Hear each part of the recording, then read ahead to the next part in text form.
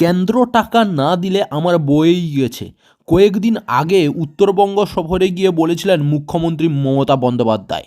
সেটা যে স্রেফ কথার কথা ছিল না, শনিবার রেড রোডে ধর্ণা অবস্থানের দ্বিতীয় দিন স্পষ্ট করে দিলেন মুখ্যমন্ত্রী মমতা বন্দ্যোপাধ্যায়। সম্পূর্ণ নিউজ জানার আগে আপনাদের কাছে একটাই অনুরোধ, চ্যানেল নতুন হলে অবশ্যই চ্যানেলটা সাবস্ক্রাইব করে পাশ থাকা বেল আইকনটা ক্লিক করে অল নোটিফিকেশান অন করে রাখুন, যাতে দেশ, রাজ্য, জেলা এবং আপনার শহরের খবর আপনার কাছে সবার আগে পৌঁছে যায়। মুখ্যমন্ত্রীর ঘোষণা, বাংলা কেন্দ্রের মুখাপাক্ষী হয়ে থাকবে না। বাংলার 21 লক্ষ মানুষ যারা 100 দিনের টাকা পাননি, তাদের টাকা রাজ্য দেবে। আগামী 21 ফেব্রুয়ারি প্রত্যেকের ব্যাঙ্ক অ্যাকাউন্টে ঢুকে যাবে বকেয়া টাকা। এদিন ধর্ণা মঞ্চে হাজির হয়েছিলেন রাজ্যের বঞ্চিত শ্রমিকেরা। মঞ্চে বক্তব্য রাখতে উঠে স্বভাবসিদ্ধ ভঙ্গিতে মুখ্যমন্ত্রী তাদের কাছে জানতে চান, প্রায় 3 বছর ধরে কেন্দ্র টাকা আটকে রেখেছে, আপনারা কষ্টের মধ্যে রয়েছেন, বলুন কি করব। সোমসরে আওয়াজ ওঠে আরও আন্দোলন। এরপরই মুখ্যমন্ত্রী বলেন, আন্দোলন তো চলছে, কিন্তু কেন্দ্র ভাবছে এভাবে বাংলাকে ভাতে মারবে। জেনে রাখুন, আমার দেহের শেষ রক্তবিন্দু দিয়ে হলেও বাংলাকে রক্ষা করব, বাংলার কোনো ক্ষতি হতে দেব না। এরপরই মুখ্যমন্ত্রী জানান, আগামী 21 ফেব্রুয়ারি রাজ্যের 100 দিনের শ্রমিকদের অ্যাকাউন্টে তাদের প্রাপ্য টাকা পাঠিয়ে দেবে রাজ্য। রাজ্য সরকারই দেবে এই টাকাটা। এদিন ধর্নায় হাজির ছিলেন বাংলার আবাস যোজনা প্রকল্পের উপভোক্তারাও। মুখ্যমন্ত্রী বলেন, বাংলার 11.5 লক্ষ উপভোক্তার বাড়ির টাকা আটকে রেখেছে কেন্দ্র।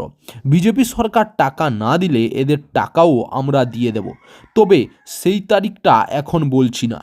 100 দিনের কাজ, গ্রামীণ আবাস যোজনা সহ বিভিন্ন কেন্দ্রীয় প্রকল্পে রাজ্যের টাকা আটকে রাখার অভিযোগ গত বছর 2 ও 3 অক্টোবর অভিষেকের নেতৃত্বে দিল্লিতে অভিযান করেছিল তৃণমূল। কেন্দ্রীয় গ্রাম উন্নয়ন প্রতিমন্ত্রী 4 ঘন্টা বসিয়ে রেখেও দেখা না করার প্রতিবাদে ধর্নায় বসেছিলেন তৃণমূল সাংসদরা। বিক্ষোভকারীদের হাঁটাতে অভিষেক সহ তৃণমূলের সাংসদ বিধায়কের চ্যাংদোলা করে প্রেজন ভ্যানে তোলার অভিযোগও উঠেছিল পুলিশের বিরুদ্ধে। প্রতিবাদী দিল্লি থেকে রাজভবন অভিযানের ডাক দিয়েছিলেন অভিষেক।